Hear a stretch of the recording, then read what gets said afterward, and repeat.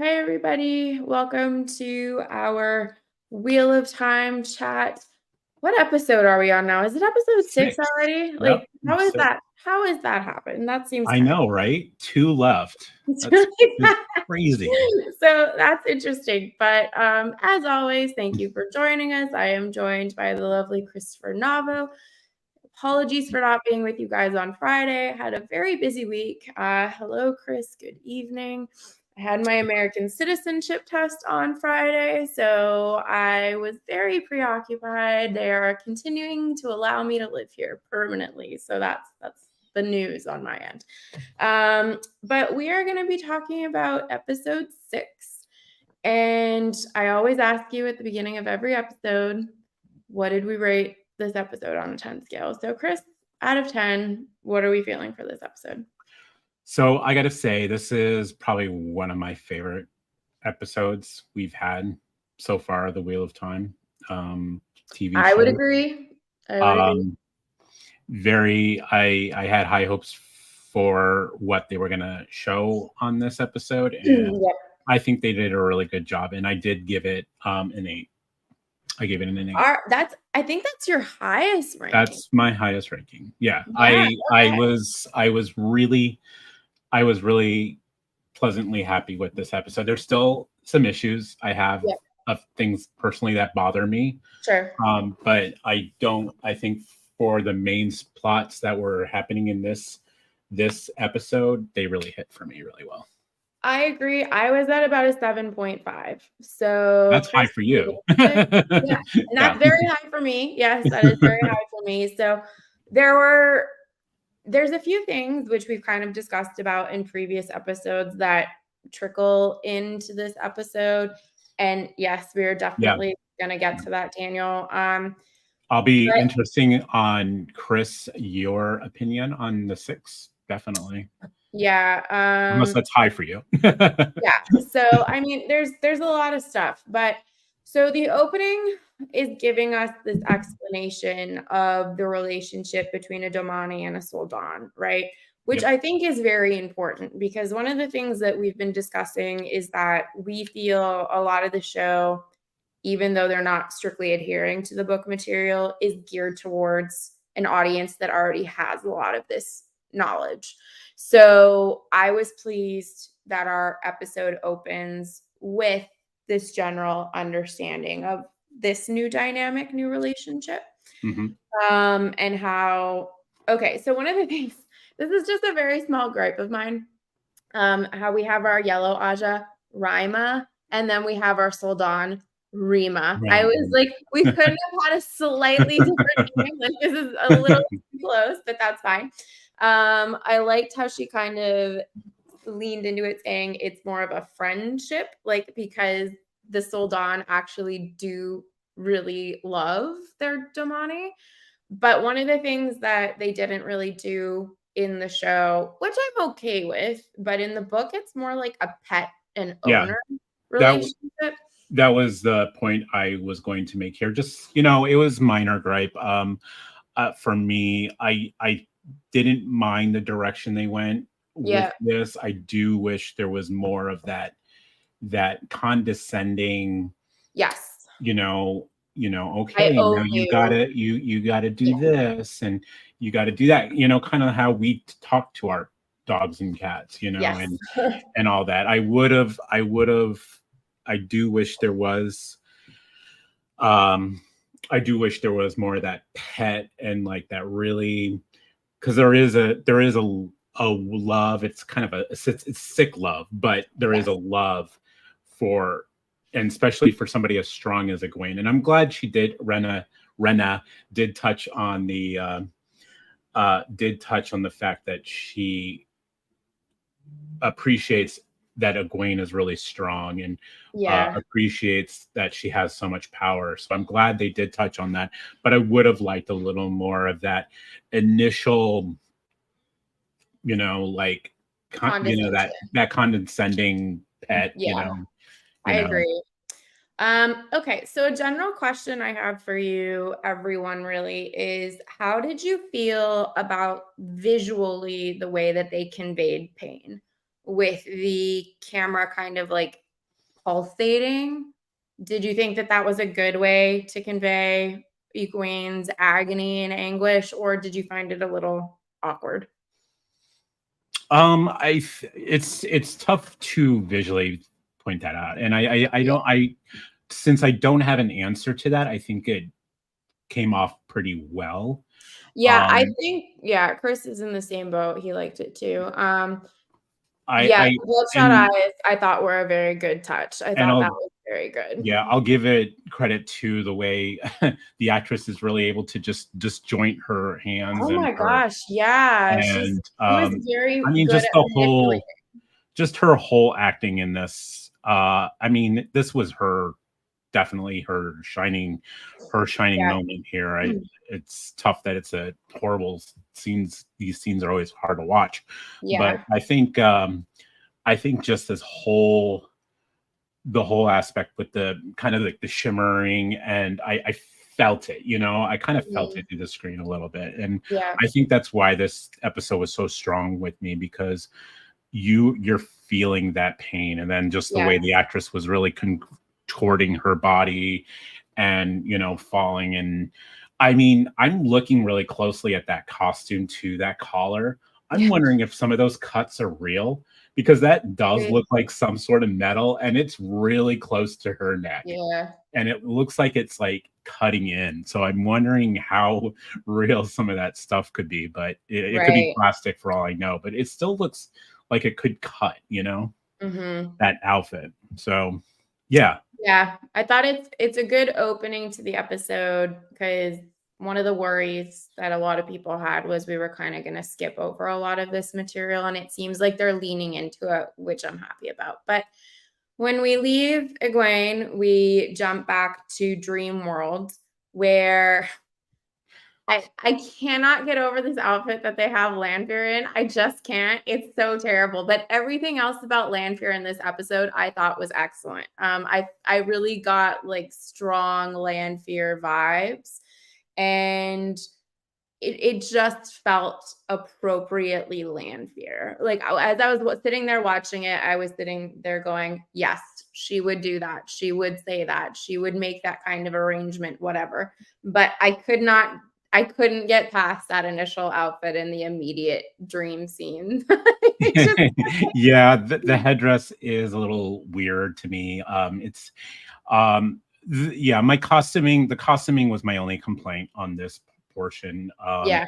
I'm I think I commented on Bookborn's video where she kind of goes over book changes and book versus Mhm. uh, show. And Yeah. I think it was her video I commented on, but I said, it's a minor pick. And I can't get over Lanfear in black, first of Yeah, she all. should be I in mean, white.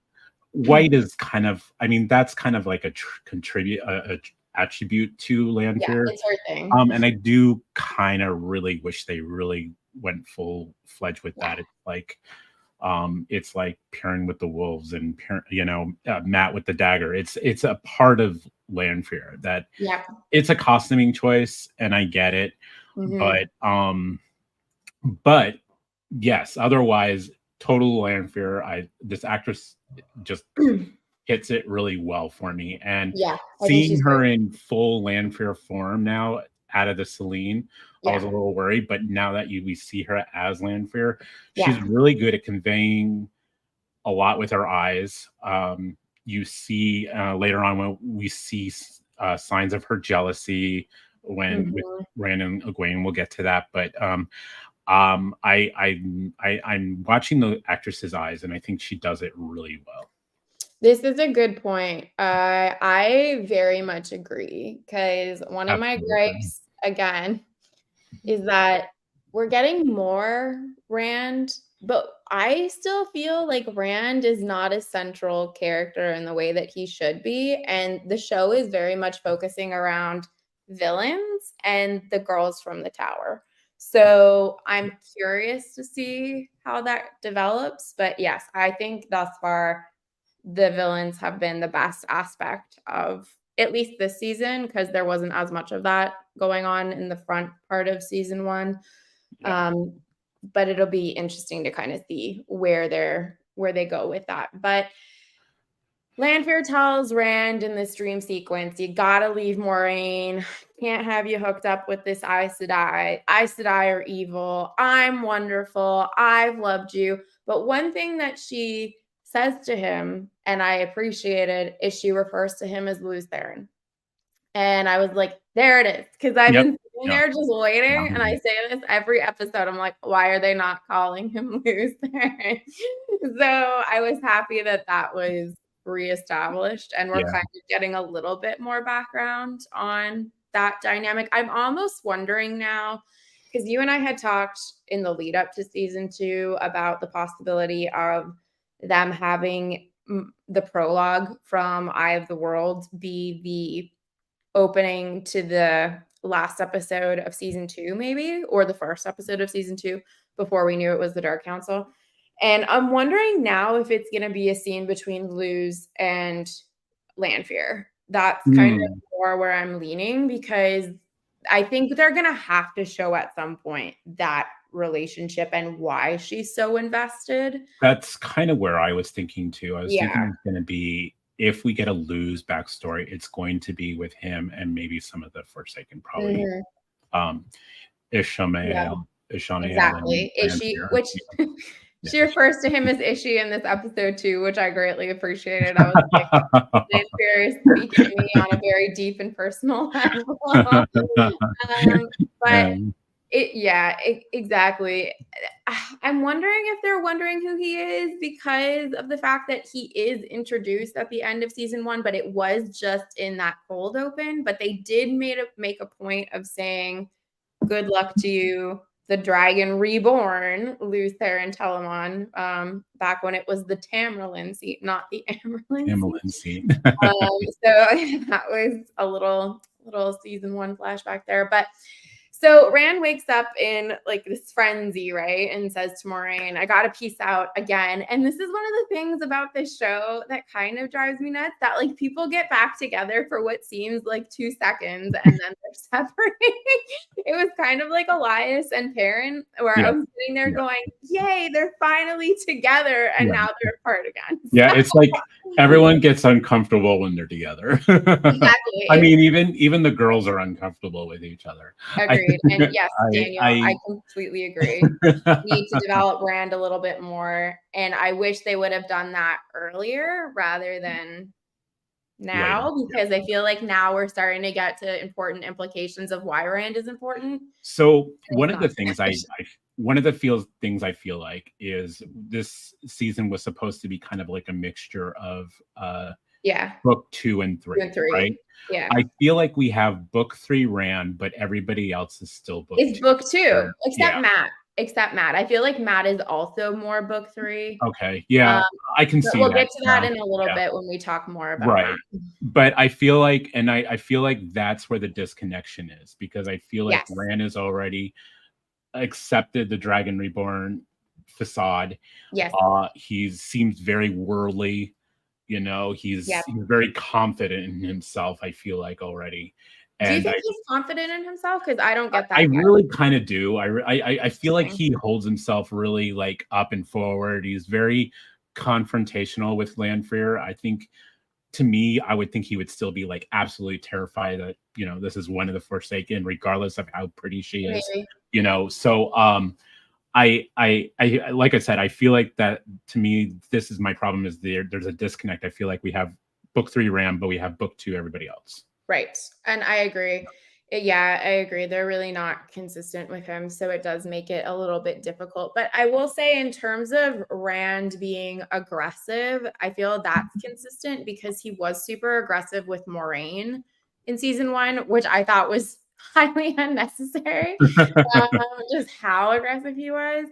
So yeah, there is a lot of instant reversals, which, let's talk about Matt. So we then see that Matt is in Cairhien, and this is kind of Game of Thrones, like latter Game of Thrones-esque for me, where people travel really quickly in this show, and it's, I guess, a little bit different in the sense that if you're not versed in the books, you don't necessarily geographically know how far things are from each other. Yeah, But I have Game of Thrones references for yes, other characters later in my notes yes, of because that fast travel. definitely was in my notes as well, because there's a lot of almost I mean, teleportation going on. maybe they're using waygates, maybe Maybe, but let's be I don't real, know, you Min know. and Matt are not using a Wayfair.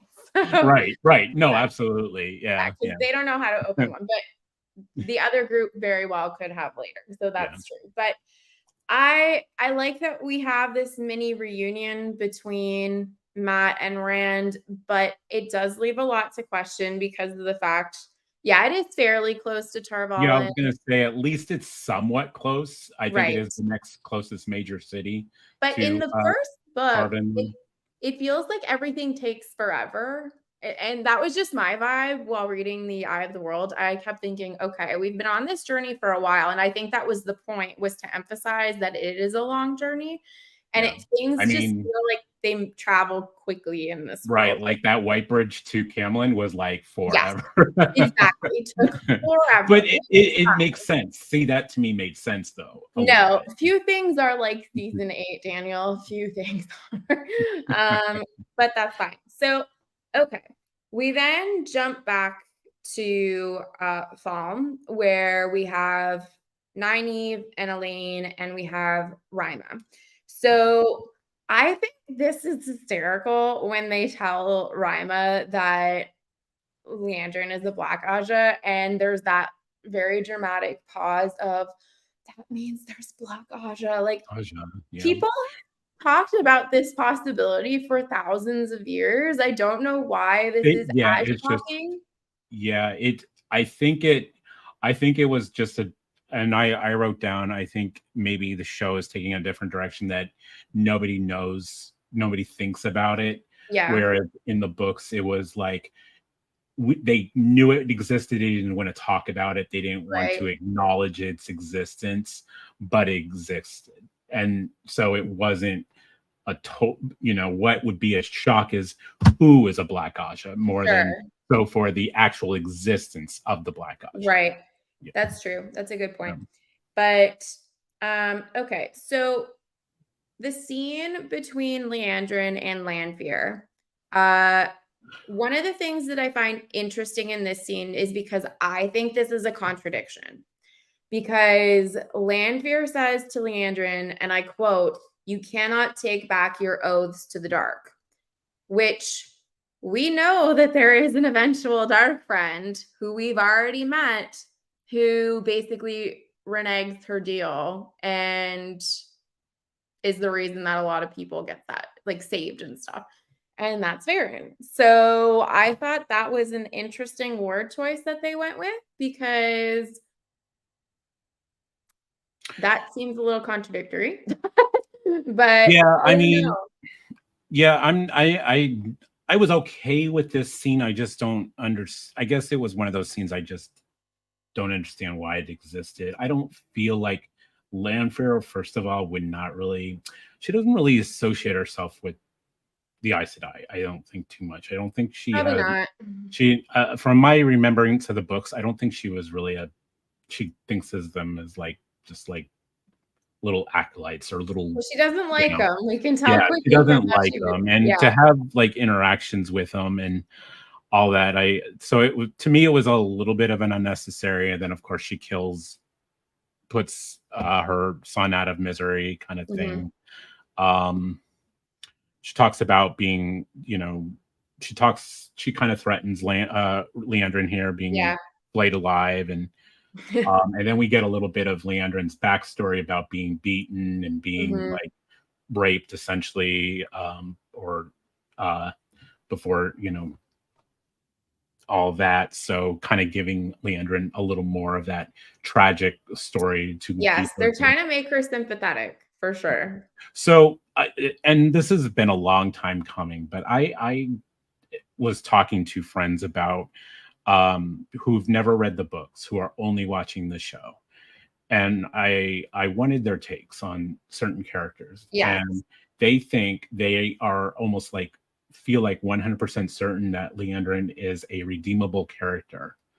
Interesting. And they think that she is, so they think they're following the books essentially. And I'm very quiet about everything. Yeah. I'll say there is this is there's a lot of differences. There's some changes. This is just a different adaptation of Right. a story. So I said, Yes.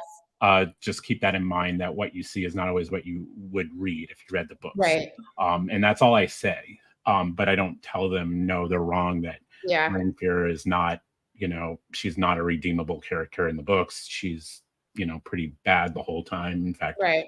yeah. So, Interesting. and yeah, they think Leandrin's going to be redeemed, and they think they go, are we supposed to hate Moraine? I think that Moraine, was that's the other of big my one. And friends, I was one of going to my then friends. follow up. Yeah, Yeah. I was going to ask you if they mentioned Moraine because Yeah. she's so unlikable right now. Yeah. My friends asked, and I was going to bring that up with this scene later with her and her nephew, because I'm absolutely just over this rude, shit with. It's not a good storyline at all. But we're not anyway, there yet. go on. But the singing scene. So this is a good scene. I feel like with Loyal singing, we know that Loyal is one of the best at this. The way it's described in the book is slightly different from how it's presented in the show, but I did think that it was good. I don't know if I felt, though, that it was kind of wasted time or not, in that sense, where I'm like, I'm not interested in Lady Sarath background, when that time I feel like should be applicable to Rand. But I'm happy that we have Loyal in the story, and then we have the conversation with Loyal and Ingtar, even though they're referring to the kennels, which isn't what the place is called in the book. And you can see that a plan is kind of forming from multiple sides to get to Egwene. So I'm fine with that part, but I couldn't care less about Lady Sarath. Yeah. I mean, she is supposed to be just a dislikable character, like most Sanshin, of course. But I mean, her more so because she is technically actually one of the few dark friends who's actually in the Sanshin, although most people, I would consider them all like dark friends. Yes. But I like the little touch of Laurel getting a scene, just to remember what he is and how different he is from humans. So I did appreciate that. And I also appreciate a line Igtar said, where he finally said the horn is what matters. And I think that was really important to get back into that kind of that plot line about the horn. We need the horn. We haven't talked about the horn for in a while. 3 episodes, I think. Yeah. And I'm glad somebody brought it up. Yeah, so, we still need Matt to get to that horn. But I am going to mention that when, again, we talk about Matt. But so I did appreciate that, because that was a line that Igtar said a lot. I mean, he was obsessed with the horn, kind of like Matt. He was very obsessive with the horn. Yeah. Yeah. But one of the things I did find interesting is that Loyal says to Ingtar that Egwene is steel, and that if anyone could deal with being in the kennels, it's her. And I sat back and thought, no. If someone were to be described as steel, it's Nynaeve. It's not Egwene. Egwene has shown herself to be compassionate, caring, strong, but also she's emotional. Whereas when I think of steel and not malleable or breaking, I'm like, that's Nynaeve. That to me was a strong distinction between the two of them, but it was just a little minor thing, so it's not a big deal.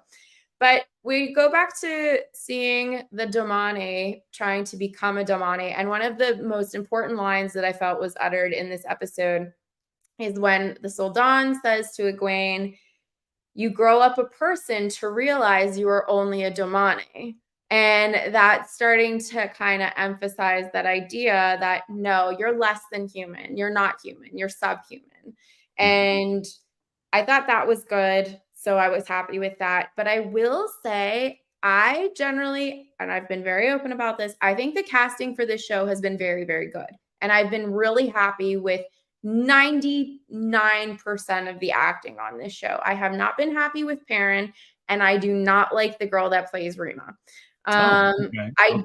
I felt that the way her lines were delivered, the inflection in her voice was far too monotone, because the way that I read it in the book was that it was almost like sickly sweet because of the fact that you're talking to something like a pet, you know, and you're trying to almost endear it to you. And her having no inflection really and staying level the whole time, I was like, I don't like this delivery of how this exchange is going. I almost wish that there was more of a sweetness to her voice, but I think I'm in the minority because I went and I watched a bunch of people's reactions to this episode, and they were all really pleased with her performance. So it seems to just be me. But what did you think of her performance overall?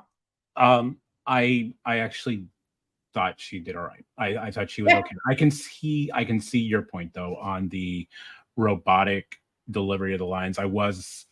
It took me a little bit. There are some. Is it the second? I have 3 torture scenes on here. I think it was it's torture scene 2 with the tree. I think she delivered a little more the softness that you might have been looking for. Yes. I'll admit that first impression wasn't at first. It took a while for her to grow on me, but she did, and I think she does. Okay.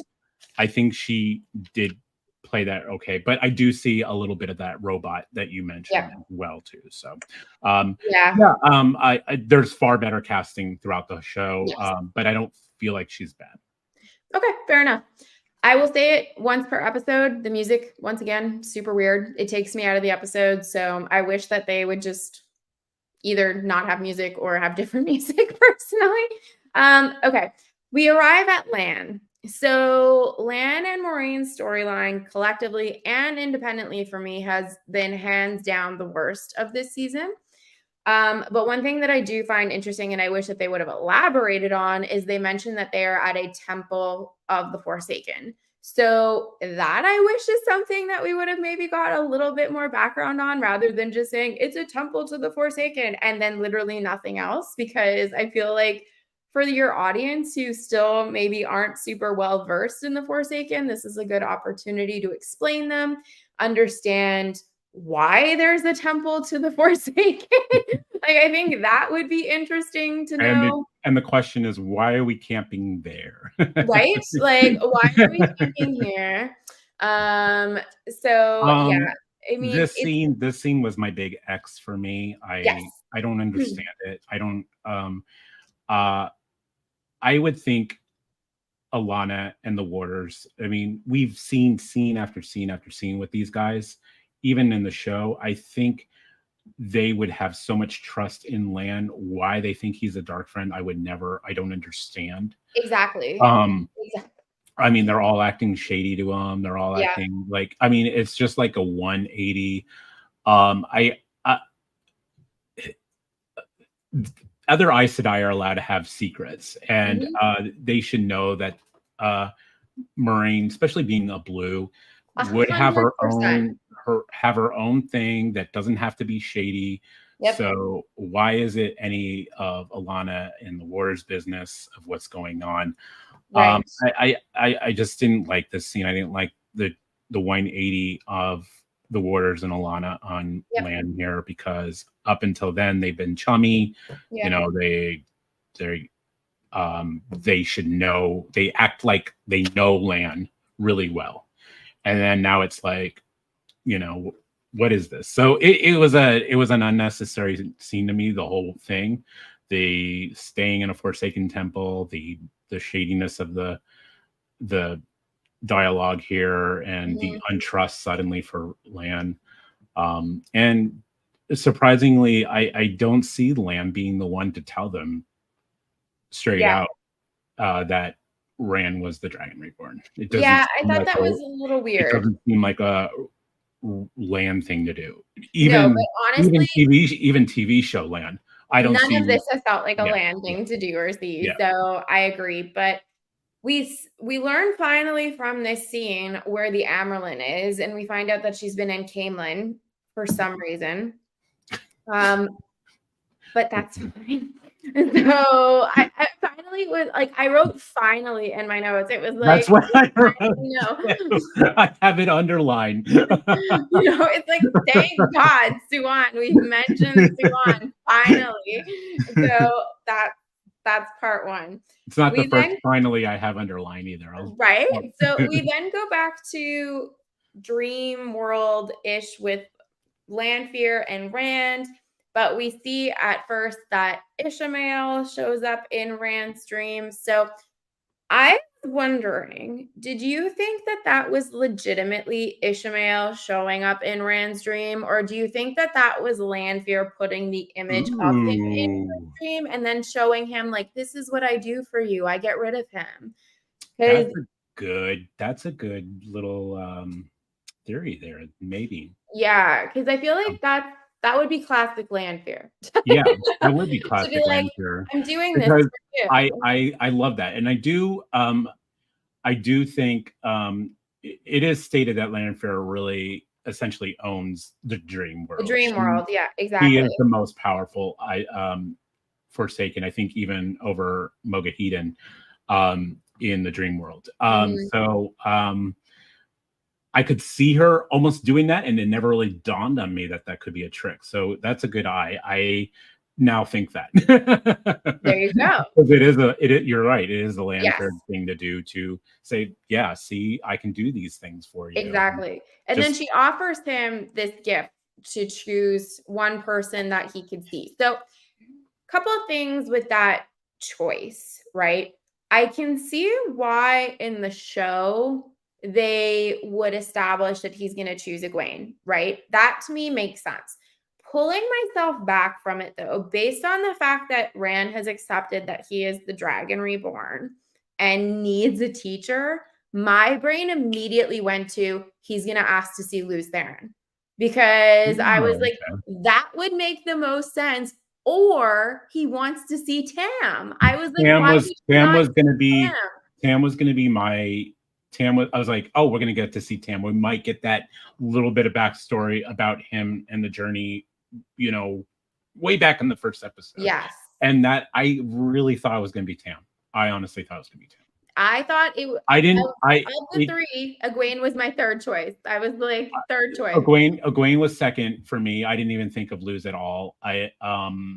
Because he kind of is Luz, but I think Tam was my first and Egwene was my second because the focus of the episode was Egwene. So Sure. that was lame and disappointment. I'm glad that Right? Lanfear here, just a minor thing. She changed her outfit, thankfully, out of that dominatrix She was looking much dress. more appropriately She Lanfear. looked really great here. Again, missed the white, but just a minor gripe. But I like the whole dream sequence, and I'm glad we're playing in the world of dreams here more. I agree. And yes, they do need a reason for him to go to Falm. So I get it from that perspective. It's okay. But okay. When they are walking around with the Domani, it's that one Domani every single time. And I say it every episode. I'm like, they don't have anyone else. It's just her. I mean, and I think it's a show that one is really broken. I mean, she is beyond. She wants she looks like the way that they have her acting. She really wants to kill Aes Sedai. I mean, she is all for hunting them down. She finds enjoyment. So I think it's a show that of what could happen when you're collared for so long or what happens. That's the only thing I get from this, but otherwise, yeah, you're right. And I'm glad we got to see a couple of other ones towards the end at the end, little battle. But I liked that aspect of just showing that these Dame could be 100% loyal, and this one is this one that they keep showing over and over again is proof of that. But yeah, I'm getting really tired of seeing her it's like, oh, there she is, she's gonna point at somebody and but I as to the Rama and yeah. Naive and Elaine, I did like the show of the Leash in the Collar. We get the we get that whole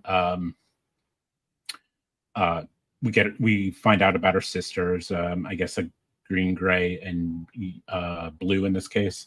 Yeah. And then we find out one of the blues is a sitter. So Yes. we pretty much know who that was from Yes. Last season. last season with that weird bath scene with her and And Moraine. Moraine. But yeah, I like that whole channeling thing, and I think it with the Adam. I like this whole scene. I thought that was really cool. Okay. Yeah. So, all right. I've been arguing this point now for a really long time, and people kept saying she's not stilled, she's shielded, and I was like, girlfriend is stilled. Like, I've been saying it, declaring it from the pulpit rooftop that I've been shouting this message on, and lo and behold, in this episode, when Moraine is trying to write her 15 letters and keeps bringing them up and keeps writing, I've been stilled, quotation marks. I was like, vindication. I'm done. Like, oh my God, I felt so happy in this moment.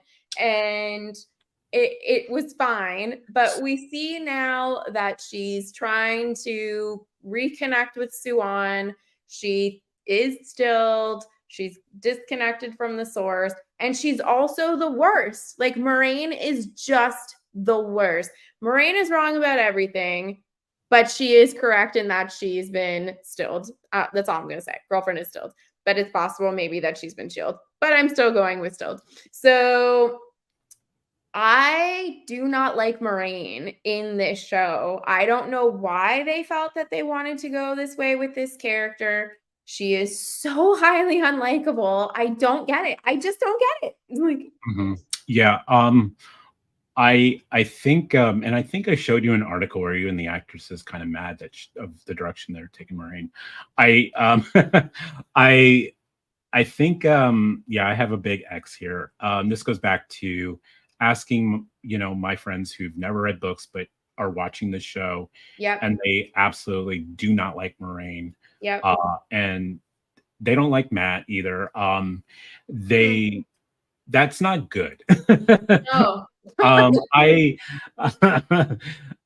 like I said, I keep my mouth quiet because I don't know what to say. All I say is I say the show is a different interpretation of the books, and it's presented a little differently. And I think Matt and Moraine are actually should be some of your favorite characters, yeah. Because Moraine does play that Gandalf role in a sense, and Matt's just that fun, happy-go-lucky trickster kind of guy that you're just root for. But we're not getting that here. We're getting just weird Matt, mopey Matt, and and really bitchy Moraine, and so it's unfortunate. I really hope I got a glimmer of light at the end of this episode. And we can touch on that when we get to the later scenes with Moraine, but I feel like they're finally wrapping up this shitty behavior. God, I hope so. We need to move away from this. They just need to move away from this storyline with her. It's not enjoyable to watch, honestly. Like, it's gone on too long. Yep. I want to fast forward through it. When you only get 8 episodes, having 6 of these episodes being her in this bitchy mode, super I get unlikable. it. Still being it sucks. But there's Aes Sedai who gets stilled in the books that we follow, and they handle it a lot better than Moran's handled the TV show. Yes, 100%. So I have WTF, she sucks underlined in my notes. I have that again too. I have it was not enjoyable. But finally, we then actually visualized Suan. So I was very happy about this. The little spear thing she does around her head was excellent. I was like, I thought that was pretty cool. Yeah, I thought that was definitely a very cool trick there. So I liked that. So yeah, I was good with this scene, but we then have Rand and Logain. So, what do you think of this dynamic between Rand and Logain? I like we're establishing more of a Logain that's cooperative and wants to help the Dragon Reborn. I feel like a little bit. He's still kind of resentful, I think, a little bit. Yes, I agree. And my question to you, and because you can gentle people see the source or feel the source? I And I think guess that goes Logain is and I supposed guess to that be goes for Still too, but, yeah, I think he's supposed to be a special circumstance. So, because I'm wondering, like, he must I mean, we are seeing the weaves, but in sense, you don't really see the weaves. But you should be able to feel them. But, my question, I guess, is, should he be able to feel that Logain should be able to feel that Rand is actually channeling at that moment? so that's the thing. I feel like the answer, like, step is no. But Mhm. I do think that Logain is a different case even in the books, right? Like, there's a lot of stuff that happens with Logain that I feel like wouldn't necessarily happen with your typical gentle person. So, I think they're trying to make exception for that in the show. But isn't it also that Logain did possess this strange ability to see people channel in a way that, like, others didn't? Isn't that a Logain trait? Man, Am I conflating that's that? been a while, Okay. because the Logain stuff doesn't happen until, like, mid books. Yeah. Um, so, it's Yeah, this is what I'm I'm thinking. trying to remember. Yeah, talent. Okay, so it is to But have he's saying he could see Taviran not channeling. So, yeah, I mean, I don't hmm. really know, but I think that they've gone a different way with this, obviously. Yeah, I mean, I get why they would choose to have that, but I do feel like it kind of diminishes once again the severity of being gentled and stilled. If you can still kind of see these things and almost participate in these types of things. Right. Um, I did chuckle at the fact that he says to him, like, you don't want to burn out. I'm like, something we should have said in season one. um, Right. Yeah. but you know, Well, it doesn't matter if you burn out. You can just be exactly. resurrected. It's Yeah. totally fine. Someone cries on No, you there's and you're no all stakes. No stakes. done. Exactly. So that was fine. But okay. So I didn't dislike that scene, but everyone was vomiting in this episode, which I didn't really particularly love. So that was, Egwene's was understandable. Rand was just whatever. So Matt and Rand have their little get together scene. I like this because I really love the Matt and Rand scenes from Eye of the World. Obviously, it's different in The Great Hunt because Matt is so sickly and basically dying. And then by the time of Dragon Reborn, they're separate. So it's nice that we're actually getting a little bit of what I feel like would have been book one relationship between the two of them.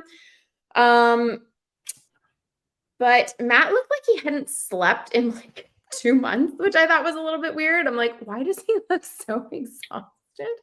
But he Yeah. does mention his dice, so Yeah. that was good. Yeah. Waiting for the luck to kick in for Matt. Yeah.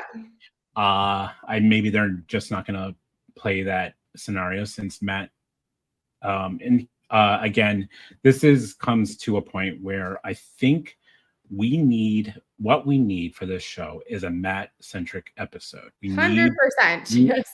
as people who again, I'm going back to the people who've never read the books. They're not invested in Matt yet. I don't think No. anybody's invested in Matt yet. I mean, I read the books. I love the books. I read them several times. I'm not invested on show Matt yet.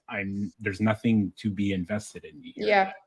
I don't feel like, and I get that COVID happened. We lost the original actor. They had to, improvise. I'm putting Right. that all into factor here. It's like we're 6 episodes in. We're still not really getting some Matt material here. We have 2 episodes left, and we still ask the question: is he going to be the one who blows the horn at the end? So I here's we my just theory. need some Matt material. He's got some good stuff coming up where he's either Yes. going to blow the horn. I don't know what they're going to do with the Stone of Tear yet, but that he rescues the girls at the Stone of Tear. But we don't know these things yet. But these are Matt moments that uh, I don't know. Are we going to? So No.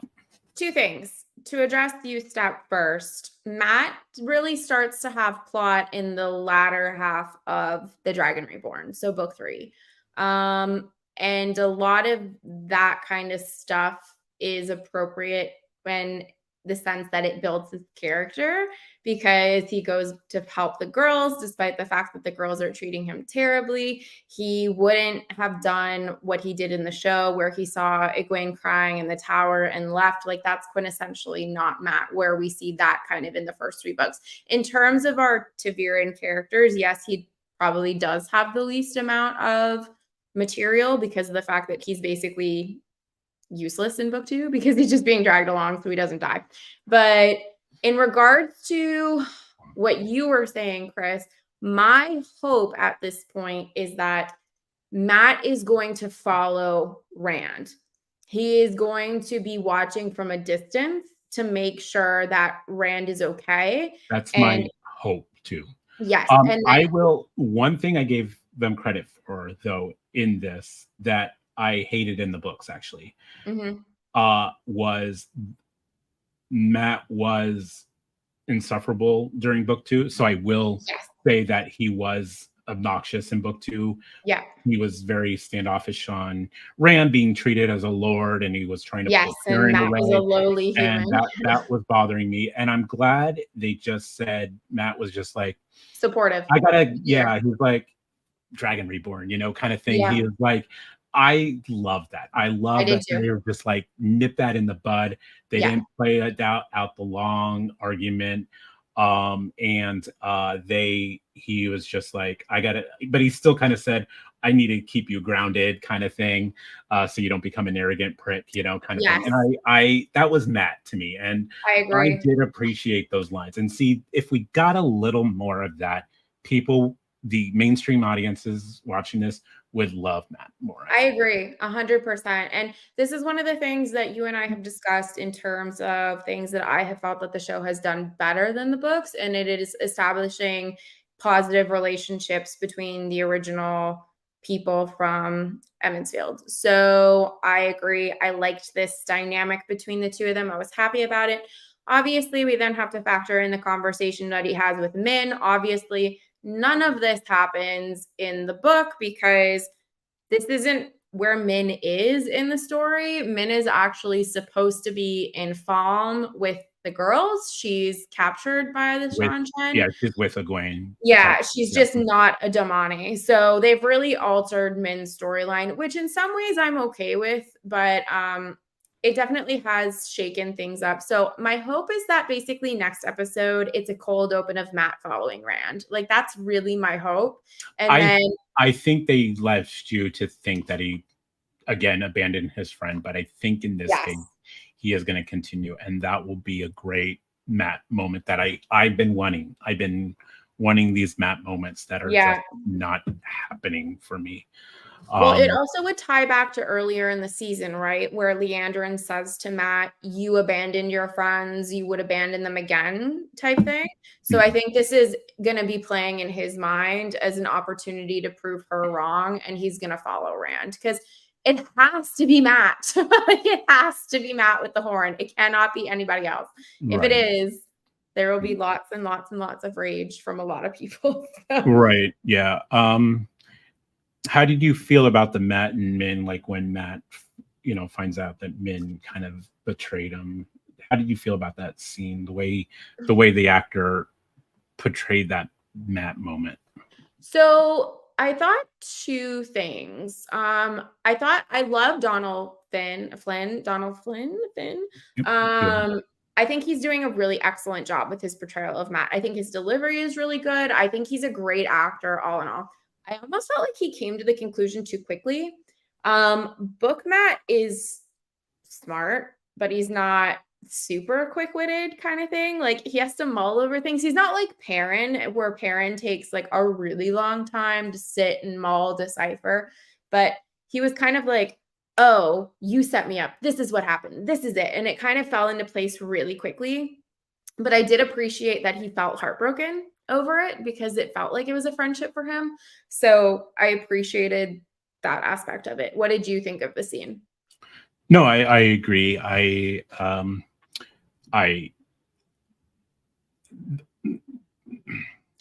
there was a little bit of a cringe where he's just like kind of grasping on her coat, and I wasn't sure if he was gonna like hit her or yeah. It kind of put a little bit of a cringe on me. I don't think I don't think he'd be physical with men. No, I don't either. But I mean, even just that moment, but I was just being really that close to her, I think made me uncomfortable in a Oh, sense. interesting. It was just this is a minor gripe. I think the whole scene played out really well. Mhm. Otherwise, the lines, the dialogue. I, uh, I do want to credit the actor. I mean, that's tough to follow Barney. I think Yeah. Barney was Matt for me. Yeah, And he was great. I knew it was going to be tough to invest into a brand new actor for a major role Yes. like this. And having that Matt and Rand reunion was going to be kind of that test because that's the first time. Because with Min, it was easy to accept the Matt role or the new Matt, but seeing him with his friends that he's known, are they going to have that dynamic? And I think they did have that dynamic. I think I wonder if the lines would have been different if it was Barney delivering them. Is my only thought. I do think so, because I feel like Barney's Matt was a bit darker. So I think it might have been, but I think I liked Barney very much, as you know. But yeah, I mean, Step, it is unfortunately what it is. And I'm glad that I think Doyle he smiles more. He shows his teeth when he smiles more. He's whereas Barney's delivery was a little more, it's like that cynic, sarcastic delivery, which is Matt, but I do think Matt was all smiles as well too. So I agree. I think they just did that pretty well here too. So yeah. I mean, I'm always thrilled when they add Matt. So yes, I was sitting there going, finally, more Matt material. yeah, so that was definitely appreciated. Okay, so we go back to Egwene and Rena, and Rena says to Egwene, "You are not a woman, you are a Domani." And again, we're emphasizing that you are not a person, you are a thing for which we are going to use you and control you, but also I love you and we have this relationship with each other. So I thought that was another good scene, really emphasizing the fact of, okay, you are not a person anymore. The whole thing with the water was definitely different in the book because it was more a thing of passing, where when Egwene was talking to Min, she said that she couldn't use the water for a few days because she could only view it as a weapon. So I actually didn't mind this being played out. I thought it was actually important to show just how impactful the connection is between Sul'Dan and Damani. Yeah, the water thing played out really well. The whole thing. That's what just really boosted my rating up for this whole episode. That the payoff at the end for the water was perfect. This is also the scene, as I mentioned before, where the actress Rena worked more for me, because like I said, I will admit I'll agree with you on that first scene. She didn't spark me right away. She didn't like say no, that's kind of how I was with the actress, but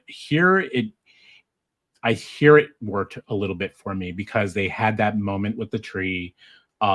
Rena was just on cloud nine. She was so thrilled.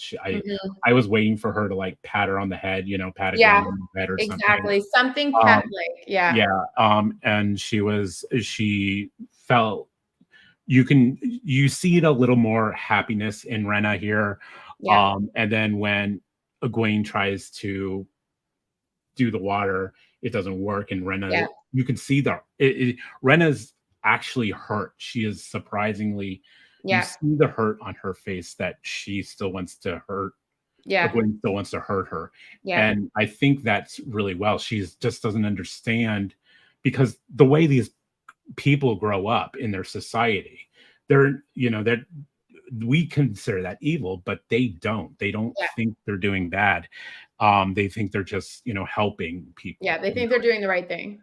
And I think Rena is just so hurt here, and I think that's what kind of won me over a little bit with the actress. I think you saw the hurt in her face that, why does she still want to hurt me? We just had this Right. fantastic moment of, Of this bonding spark, and burning this tree. yeah, we're bonding, and she still wants to hurt me. And so I think, yeah, this whole scene was, for me, really well. The music, um um I get it. It adds a little bit of something, but It's and I not do much. appreciate it. It's like music you can't really relate to or No. identify in the modern. Sometimes when these fantasy shows use the modern music, It's and it weird. really takes you out of it. Yeah. I think, at least in this case, the music did sound a little bit It was a bit better. cultural. It sounded a little more fantasy-esque, I guess is the Yeah. word I want to use. So I didn't mind the music montage here, Mhm. because I did think it emphasized that tree and that moment, that magic Yeah. moment of bonding together with, your master. But Yes. yeah, but I 100% love the scene. agree, Chris. Yeah. Happy they did not wrap this up in one episode, because that was definitely a fear that a lot of us had, that they were going to skip over it, which is not appropriate. I do want to mention with Steph's message here. I agree. I'm a Min fan as well. Yes, you are I'm a not. Min I'm stan. not. I'm not a fan with her working with Dark Friends, being a Yeah. Dark Friend. Knowing she's working for Dark Friends, if it was like she just thought she was doing some shady work on the side for Right. just some shady people, but her knowing that she's working for Forsaken and knowing that she's working for Dark Friends really is pissing me off. Yeah, because I'm a Min fan. unfortunate. Min was my Rand favorite for Rand. But Agreed. Okay, so we see Suan looking fierce. I love Suan, and she showed up with all the Aja, and they've all traveled at the speed of light. Yep. I said GOT season 8 moment. Yeah. Leandrin is magically here. here. Viren's So she's had magically her here. asparagus. She's good to go. So I am curious to see what happens this upcoming episode with Suan. I am really looking forward to that, actually, because I've said it before. Suan might be my favorite actor in the show, and I like a lot of them. So I'm geared to see more Suan. So that'll be good. So yeah, really quick touch on that. I mean, if you did watch that little preview, I think we're getting that scene that's book 2 in Faldera. Yep. With the arrival of Suan. It sounds 100%. like Lan is gonna train. You hear Moraine say train to Lan train Rhaon on how to approach the Amlin seat. And I think that's when we're going to get that scene. Viren's here. That's important. Yes, love Viren so much. We still don't have Aleda, but it sounds like we're going to get her season 3. Yeah. So that's cool. And it's the best casting. Oh my God. I am so happy. If you have not, go look it up, because you could not have cast anyone better for Aleda. She is I know. phenomenal. I think there was talk that she was going to be Catsaway, and I was like, I hate that character. Girlfriend is Aleda. 100%. So glad that she's Aleda. Oh yeah, God, 100% Aleda. Like that means, and that's a big actress, so I hope she really just takes over. So yes, we do want a good Aleda, because she's so good at being evil and we want a good actress for Aleda. Exactly. She's a great actress for Aleda. She's perfect, honestly. Like, just chef's kiss with that casting. It was very, very good. Excited. Yes. Yeah. So it's gonna be top notch. loved her in Expanse. So yes, she's excellent. so. Okay, so we have I might be sequentially out of order a little bit here. Yeah, Moraine finally making some amends here with her nephew. Yes, makes amends. Finally. And then I can't remember if we have Egwene's choking scene before or after we see the fighting with the yellow Aja, because So they they're all going on simultaneously. simultaneously. Okay, that's what I thought. It crosses back and forth. They'll show Okay. Egwene with the water once again, and this time Ren is just being brutal. Yes. And then we go back and forth between the yellow Aja battle. Yellow Aja. Yep. All right. So context, we know that this collar belonged to a fallen Aes Sedai. The collar wants to be put on an Aes Sedai, basically. It's like the One Ring. It wants to be found and worn. So I thought that was a little interesting because it looks just like the One Ring. I know. I was like waiting for black speech or something to come out. Exactly. Like hold it in fire and what is it going to say? So that's fine. But you know, it is what it is. So looked it up. Tarvalon is 180 miles from Cairhien. So a quick trip, a really quick trip with horses and 14. Yeah, I was going to say with horses and walking. Yeah, walking soldiers. Get there in half an hour. No big deal. So, okay. We see that Nynaeve is the one that blows up the One Ring, right? And it's because she doesn't know how to control her power without being the Hulk. We've basically established this for Nynaeve's character. Fine, whatever. Rima is so calm about this. And I would be shitting my pants. I would be so mad. I would be mad and then shitting my pants like, we gotta fucking run, you know? Exactly. So this is first and foremost proof that I would never be a yellow Aja, because I would be sitting there just like reading a book as to how to fix this thing. Brown Aja forever. But can I just say what shit Yellow Aja goes through between the Children of the Light and the Sun? Oh my gosh, yes. Yellow Aja are just being absolutely decimated in this show. Really not cool. But we see her kind of just like chill out, and she's like, but Basan is outside. He's warned me. They're here.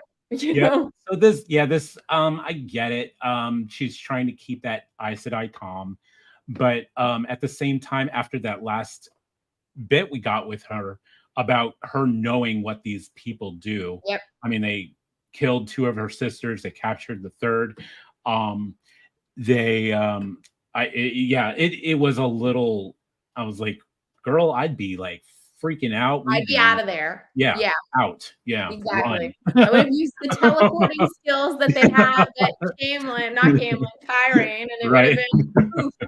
But yeah, no, 100%. So the one thing I will say for this whole sequence that they do is I appreciate the fact that they show how Yellow Aja fight compared to how we've seen Green Aja fight, because Green Aja are our war and battle Aja, right? And in the last season, when we had that Warder Heavy episode, the Logain episode, we see that they basically almost use explosives, which makes sense in the sense that they are combative. And here we see that healers are breaking bones to kill somebody. And I was like, they go. Yeah, that was brilliant choice on this part. And I gave that a big plus here. It's like I said, Yellow Aja are using anatomy essentially to fight. And I thought that was brilliant. I think that was a brilliant choice, because we don't get Yellow Aja in book. Not a lot. There's not the closest thing we get to Yellow Aja is Nynaeve. It's Nynaeve. We really get because there's not any, like, I can't think of one POV yellow sister in the book. So I thought that was brilliant choice by the show creators here. I thought that was just awesome. I love Rima here with everything that she and her warder did. I actually grew to really like this character, and I knew this was coming because she's playing the role of that captured Aes Sedai, just for Nynaeve's and Elaine's witness to that. and it just like I think the actress did a really good job of the whole "you got to kill me, please kill me before Yes. I get collared," and Yes. yeah. So And one oof. issue I have with this scene is that Rima's collar goes on immediately. And we had that whole thing last episode where Egwene was with them for how many hours and didn't have a collar on. I was like, this is inconsistent. It doesn't make sense to me. I don't know if it's because one is like a novice and the other is a full-fledged Aes Sedai and they want to get her collared. I think it was because it was because she was actually attacking them and probably, but I didn't love that. It just felt a little inconsistent to me. Keep it consistent. I agree. Yeah. So go ahead. No, it was just that was just going to be my only gripe too. I was like, wow, that happened really right there. Right. Yeah. So the end, we see Egwene cave, and she's accepting the fact that she's Domani, basically. And she can drink her water, and we see her talking to this person in the room or kennel next door, and we see that it is our blue sister from season 1 whose name escaped me. Megan. Yes, that's what it was.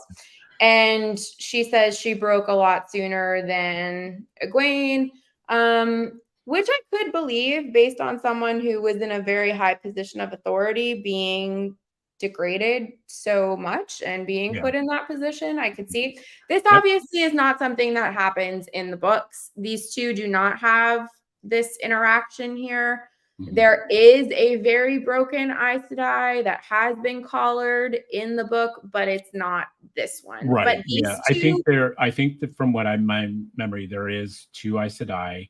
Yes. One, I think, does go with them. I don't know if she just takes off and starts fighting on her own again.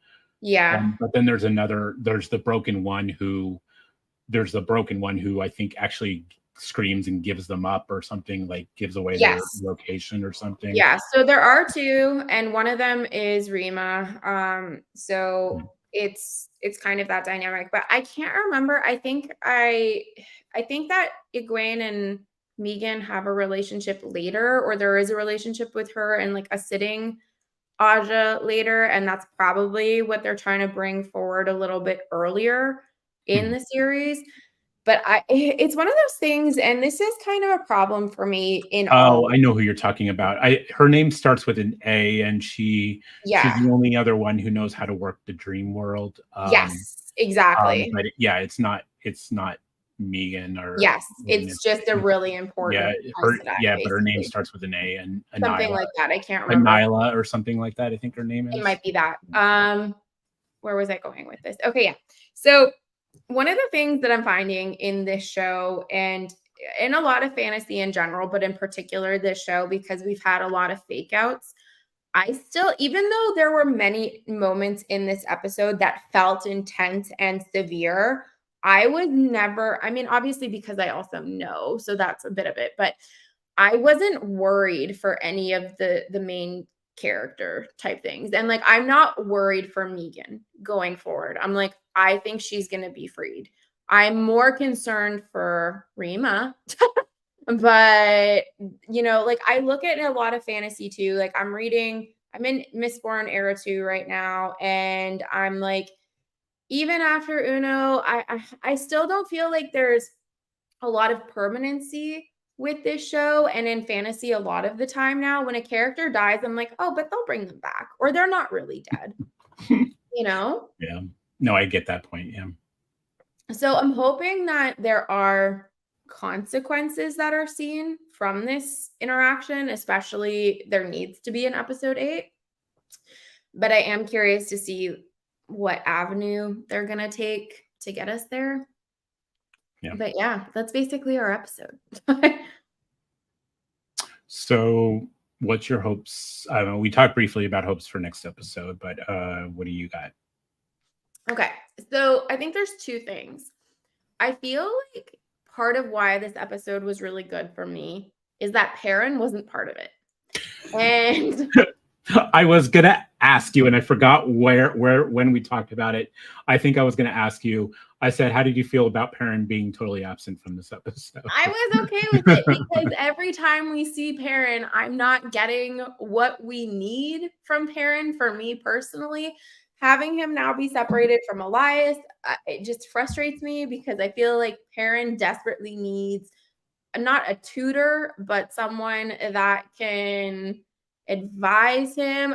Yes, the wolves are great actors. Gotta love that CGI acting. But I just get so frustrated with it. And I can't ever tell if it's the direction that he's given or the actor himself, but the guy that plays Perrin drives me up a wall. So I wasn't upset that he wasn't in it this episode, but I am interested to see how the plot develops with Avienda. So I'm hoping that we get good plot development with that. I'm obviously hoping that we get more Matt. We need more Matt in the next episode. What I'm thinking is going to happen in the next episode, well, what needs to happen is that everyone needs to get to Falm. Like that's what needs to happen in the next episode. So that episode 8 can basically just be the culmination of everything. So I'm hoping that we get a cold open with Matt maybe. And then we get Matt trailing Rand. He's obviously going to be by himself. I don't see him staying with Min. I feel like that would be a really poor decision on their part to have them kind of have that moment and then be like, oh, but they're going to stay together and that's going to be fine. And then I don't know what I want from Elaine, Egwene, and Nynaeve next episode because I felt like this episode did a good job with the intensity level of where I felt it needed to be to convey the severity of what was going on for Egwene's character, that I don't know how much I need of that in the next episode. Like, obviously, there's going to be parts with her, but I'm hoping we start to get more into the dynamic of her working as a Damani rather than this training aspect to be a Damani, if that makes sense. What are you hoping for next episode? The same here. I know just based on the preview we are going to get that scene of Faldera establishing that the Annalyn seat knows that Rand is now the Dragon Reborn. This is going to be a rolling ball for Suan's character going down of who knows about Rand being the Dragon Reborn and allowing him to be free to do his stuff. Yeah, obviously we need to get everybody to Falme. I'm not sure how Elaine and Nynaeve's role is going to change here because in the books they befriend one of the Sanchin, from my understanding, Agenian or something like her. I don't know how to pronounce some of those names, but there's a Sanchin that they befriend, and that helps them with the rescue of Egwene. So I'm not sure how they're going to play that out, but obviously we want that to happen. I'm happy that it wasn't resolved in this episode. I want this kind of, as morbidly as this sounds, I want this to be extended because this is a lasting effect on Egwene till the very end of the series. About never being collared or leashed or captured ever again. Thank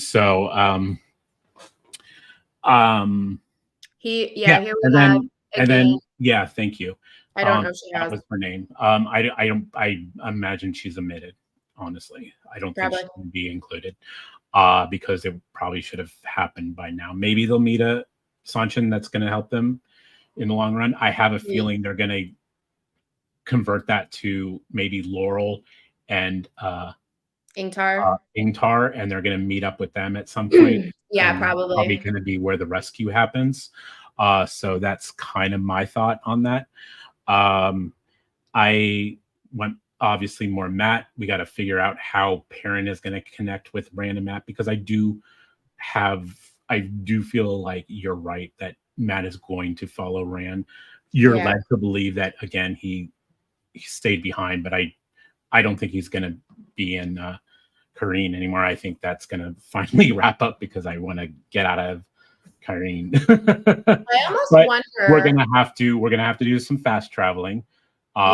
whether it's the ways or it looks like they're not even going to utilize the portal stones here. I think, I don't know. So, yes, Chris. I almost wonder though, do we think that maybe Suwan knows that Matt is in Kyrene and then also has a conversation with Matt kind of thing and is like, you have to go watch after him? Like, I kind of wonder if there's going to be some Aes Sedai meddling on that front. Like maybe Moraine sees Matt or something kind of lingering around the town, or maybe they see Min. I don't know. I feel like maybe there might be some intervention from our Aes Sedai as well. But I don't know, because like I want to think that Matt would take the initiative to follow Rand himself. But also now that Rand is kind of stuck in Maureen's circle again, we don't know how long into the episode that's basically going to last, right? So I feel like, and I don't know, I didn't check episode length time for next episode. So I don't know if it's going to be longer than an hour or anything like that. I feel like it needs to be. But yeah, because my worry is I don't want the last episode to be rushed like episode 8 in season 1 was, where too much shit happened in one episode. And I get it, that was a COVID episode, but I just worry they're gonna just try to cram everything in that last episode. Yeah. And I want to get, we want to get everybody to Falme in the next episode. Very much so. So I am curious to see Falma, whatever, Falme. I don't care. The place that starts with F that they blow the horn. Toman head, whatever. Exactly. But I'm looking forward to having more Suan. These are the 2 episodes that she's credited for the season. So hopefully it'll be a good episode where there's a lot of her, because even though she was credited in this episode, there really wasn't much of her in the episode. I'm hopeful now that Lan is back with being in proximity to Moraine, that we're hopefully done with this terrible plot line for both of them. And that will be resolved. So that's one thing down, hopefully. Perrin's already on his way to Falm, so that kind of solves that one. I assume we'll check in with Perrin next episode, just based on the fact that we didn't see him this episode. Yeah, I'm also curious where the rest of the Shurian, or the army that Perrin traveled with, I can't pronounce the name right now, the Shurians or whatever. Yeah, I don't think we're doing the Game of Houses. I think that was alluded to in that episode where Rand and Selene go to that banquet. I think that was like its quick homage to, I think that's all. At least for now, until Rand starts collecting countries. So and Perrin, I know, just travels with them. He goes with Ingtar, but he's there. It's just but they still all need to be together. I think at some point. Be also curious what they do here for Pat and Fane. Yeah, we've seen very little of Pat and Fane. Another character that I don't for a show that likes to focus a little bit on the villains, which I absolutely love. I feel like we're still not really connected. He's another character I don't feel connected to on a villain standpoint. He's just kind of there and just smiling, and then that's his scene, and then he's gone again. Yes, it's funny. Like, I had honestly forgotten about Pat and Fane. Other than the Dark Council scene and him sauntering in with the horn, we really haven't seen much of him. So he is definitely the most underdeveloped villain we have in the show, because we discussed that earlier. We thought that the villains were actually more developed than the non-villain characters, but that definitely is not applicable to Pat and Fane. And they've taken a different direction with him too. He's not crazy. He's technically supposed to be kind of like the Smeagol or Gollum of this show, for how Robert Jordan does use a lot of Lord of the Ring kind of references, especially in the first book. But he's not mad or crazy or like obsessed with like the knife or Rand because he's Mhm. obsessed with Rand in the books. But again, this is a different adaptation. I get that, but I would like to see more development from what they presented. Right, It's especially like because if you're gonna have him, um, yeah, exactly, but we had that scene, right, with the dead Fade being struck up on the wall, basically. So they had that homage to the books, but in the books, it's discussed it's because Paddon Fane is so strong now because he's essentially Mordeth and Paddon Fane, right, with dark friend abilities on top of it. right. So, I mean, he's just this like terrible thing. And they really haven't done that development in the show for him whatsoever. So I think that is a missed opportunity, but there's a lot that they need to get through next episode. And I'm hoping it's not a scenario that everything feels rushed. One of the That's my things, worry.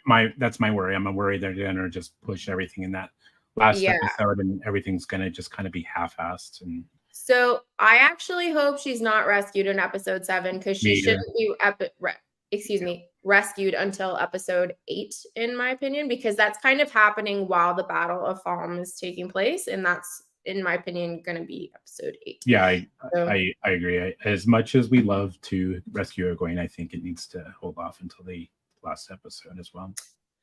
I'm wondering if we will get a Waygate. I think we will, based on the fact that he's Splinking the going to have to go. Flitterfort. Well, it's actually the portal stones that they use, but I don't Yeah, think it's the we're gonna portal get. stone. I don't think we're gonna get portal stones.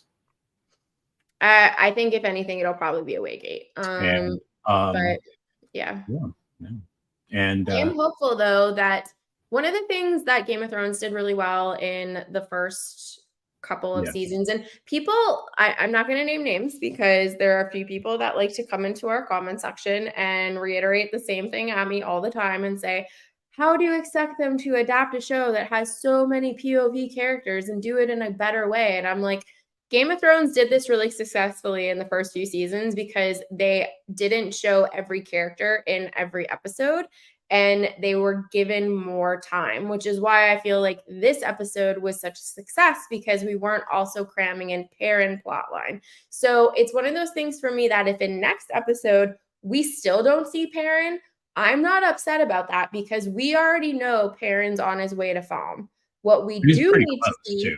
yeah, I'm like, what we need to And see this would give them time to to admit to the exactly, time travel rather than time traveling happening in the same episode or the very next exactly, episode. So exactly. I think having him omitted was a very smart choice. Yeah. So I'm hoping that they can do something like that going forward, where because we have so many characters and we are starting to meet new characters like Avienda, that we don't feel this unnecessary need to have every character in every episode because what we should be doing is having specific characters in specific episodes and then giving them room to breathe and grow. So I'm hoping that the next episode is a very Matt and Rand heavy centric episode because I think they need it probably more than anybody else.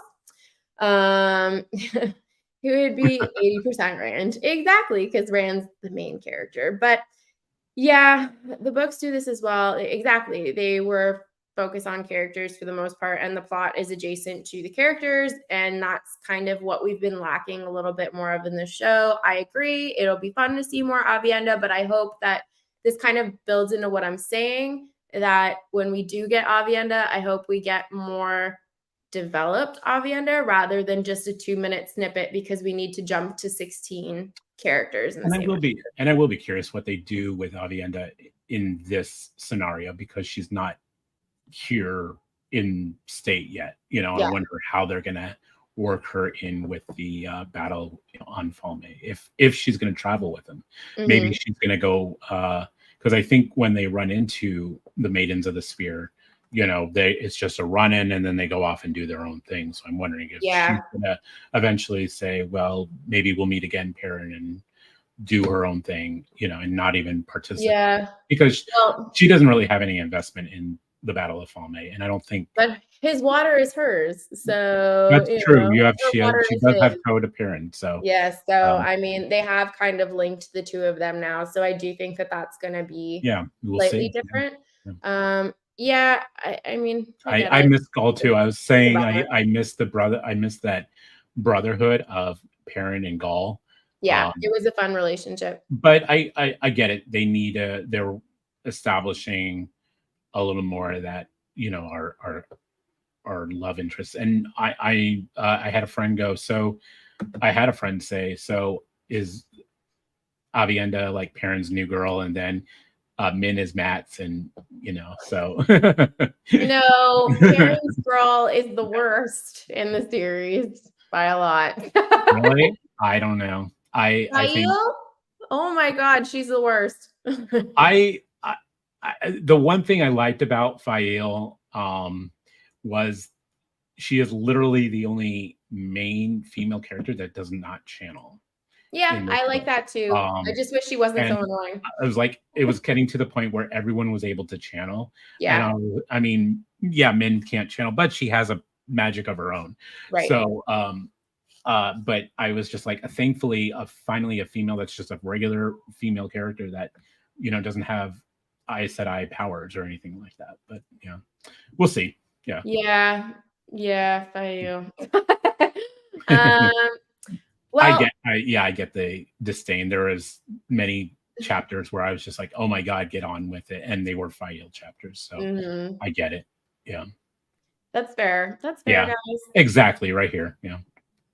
Okay. Well, we did this on Sunday because we couldn't do it on Friday, but we will be back next Friday for our regularly scheduled chat. And hopefully we will continue to trend upwards for our final 2 episodes, because this episode was good and last episode was decent. So hopefully we're continuing to trend upwards going forward.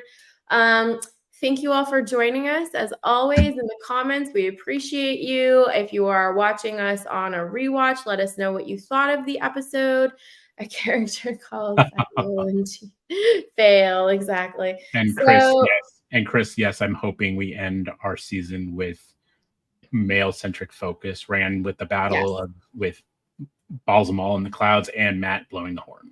So that was going to be the one thing I was going to say to kind of wrap up our conversation, is that if people watch my channel, which if you're here, I'm hoping you do, you know that my content in regards to Wheel of Time is that I feel that the female characters are very poor in the source material. I think that if Wheel of Time had been published today, it would not be as successful as it is because of how the female characters are written.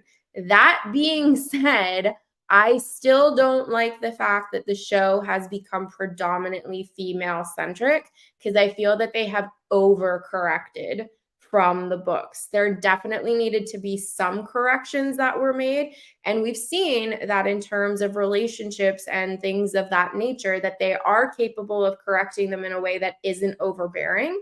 But I wish that it was established in the show that Rand is the main character, as opposed to feeling a lot of the time that the girls in the tower are the main character and the Aes Sedai are the main characters. They are very fundamentally important, but even as a woman who is very much a pro-feminist woman, especially in fantasy literature, I wish that we knew that Rand was our central character. And I'm hoping that we really establish that in the last 2 episodes of the season.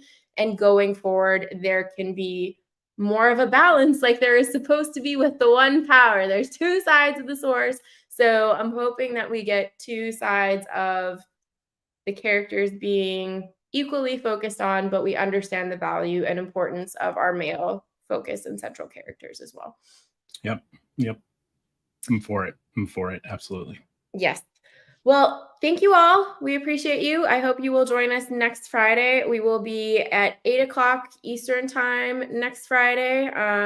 But if you want to keep having a conversation in the comments, please do. But we are going to go to bed, or at least I'm going to go to bed. Well, but yeah. Yes, it's East Coast or West Coast time for Chris, so he's still got a little bit. I'm like old and I need to go to bed. Well, I need a nap. I need like a power nap or something before. Well, go have your power nap. But have a good night, everybody. Thank you. Guys. We'll see you next time. Take care. Take care.